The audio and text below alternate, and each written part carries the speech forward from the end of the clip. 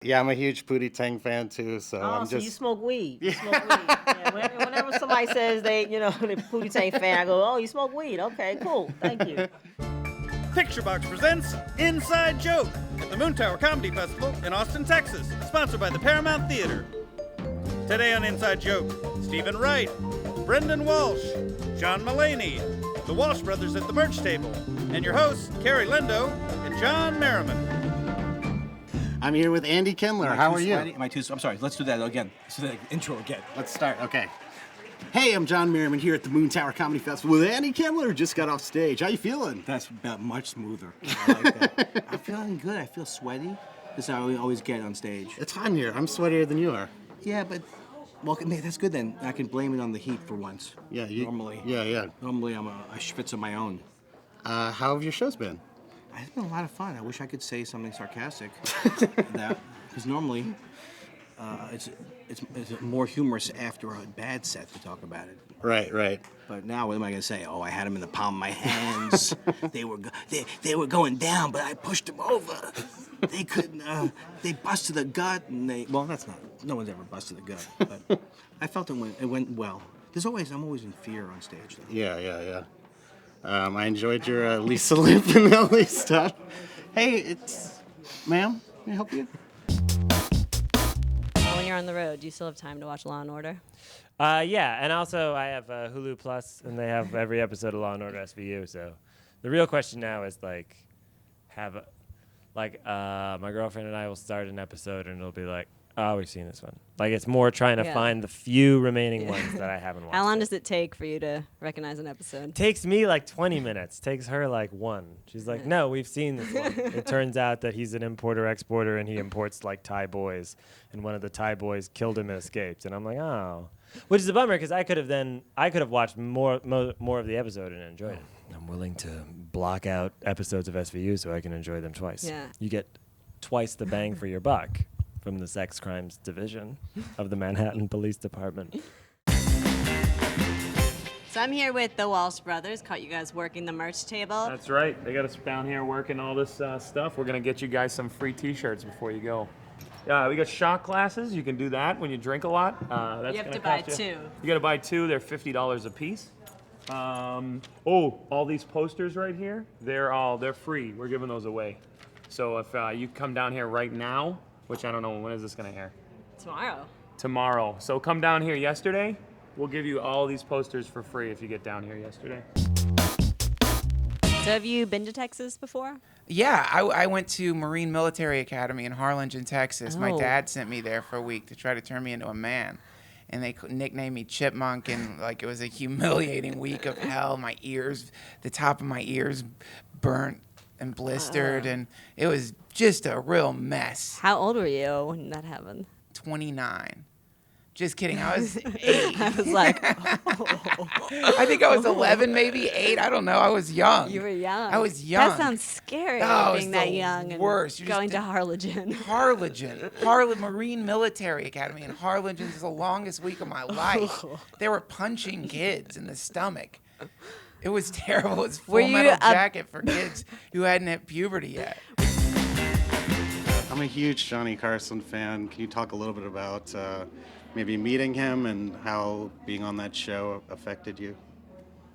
Well, I started watching when I was like 14 years old. I was watching it every night, and my fantasy became to go on that when I was like 17. It was like, that would be, you know how a kid wants to be a baseball player or an astronaut or something? Sure. I wanted to, that was my dream, not knowing that it would ever happen or anything. So then, I'm in the club and stuff, and a guy from the Tonight Show saw me in Cambridge, Peter LaSalle. I was doing it 3 years, and he saw me in the club, and then 3 weeks later I was on the show. So I'm 26, and I'm there. It was totally surrealistic. He was really nice. He talked to me before I went on. He was very, he could have been saying, we're going to axe murder you, and we're going to put your body in different states after the show. And I would have said, yes, that's fine. That's fantastic. I grew this beard on my face, and I'm going to be selling that later on to some lucky lady in the audience. That's true. How much is that going to cost? This right here? Just a good old rubbing and a steamroll, and later on from the Walsh brothers, we'll be hot tubbing down there at the Radisson. So, Dave, how much are we charging for the Moontower Comedy Tower? This is ours. iPod. This is ours. Tower. This is what we get to keep. Oh, we're gonna keep that. Catch the Walsh brothers here all week selling your merch. Thanks, guys. Oh, don't forget the condoms. You guys might need some of these. Or forget them. It's up to you. You can do You whatever can you have want. yourself a comedy Moontower baby, which is what we all want.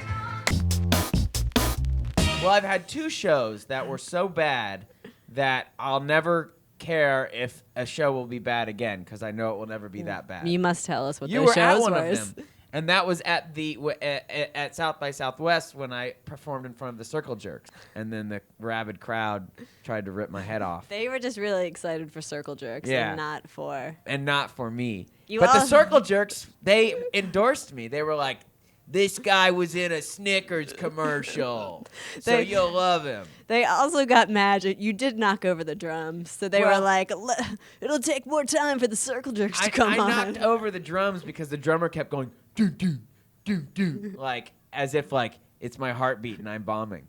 We got out of there very quickly. I Yeah. remember. Yeah, if there were a back door, we would have gone out of it, but there wasn't. What was the scene in Kansas City like when you first started? It was, I was young and just like, looking back on it now, I'm like, I don't know that I could do that again. Like start and just walk into this strange bar. It was Sanford & Sons Comedy Club in Kansas City. It was like this seedy kind of like bar. And I was the only girl. And that must be intense. I didn't even think of it at the time. Like I wasn't even like, oh, I'm the only girl here doing stand-up. I was just like, oh, I'm just a stand-up. And then it like dawned on me later on that I was like, that was really, I was like friends with all these like older men. Like they were that was my college crew, was like these older guys that I would just like hang out with. I had no life experience, so I just, I remember sitting there being like, what would Sarah Silverman write? And I just like tried to write in their voice, because like I was directionless. I wasn't ripping off their jokes by any means, but I was totally ripping off their style because I didn't have my own yet. I have no idea who I was. That's why I respect like Taylor Swift. I'm like, she has such a sense of self. When she, like, I really admire her. This 18-year-old in me is like, God damn, girl, like, you have like, yeah, you like have opinions and feelings that I wasn't able to tap into. I still can't. Like, I'm still trying to figure out how to do that on stage. Are your dreams coming true? Yeah, dog. What do you got coming up, man? You know, working on my comic books and my music. How is that coming? You had Good. that character. Yeah, he was like The Wigger. It was it's an evil villain. He puts wigs on people Oh, and okay. controls their minds. I was kind of thinking, yeah, that's tight. Yeah, it's tight. Yeah. What? And you're doing like a Marvel type of thing, or Nah, just it's like shopping my own around, thing. or Shopping it around. yeah, It's like yeah. Comic book movies are kind of all the rage. Your that's why I thoughts? got into making comic books. Like you Oh, just need okay. to have that one character, and then you have a movie franchise. So when you're a comic, you mean like you do? I like make the comic books. You ink and stuff. Okay. Yeah, I do all the ink. Who does your inking? I do. Who does the coloring? I do. Oh wow, you're like Yeah. You know, Renaissance. jack of all trades. Or, yeah, I was gonna say Renaissance man, but yeah, man, I really appreciate you stopping by my I appreciate my you for having me. studio. Yeah, and your studio's just sweet. Kind of hit the big time since you left. So Yeah. You got a come back great place. anytime. It's kind of right in the heart of downtown. So Okay. maybe I didn't turn out to be such a big piece of shit after all, like you said. We had a great time at the festival, and we've got lots more for you guys. Extended interviews, some stuff you haven't seen before, and lots of behind-the-scenes stuff. It's all at InsideJokeShow.com, and you can follow us on Twitter at WatchInsideJoke. Thanks, guys. See you, We did bye. it.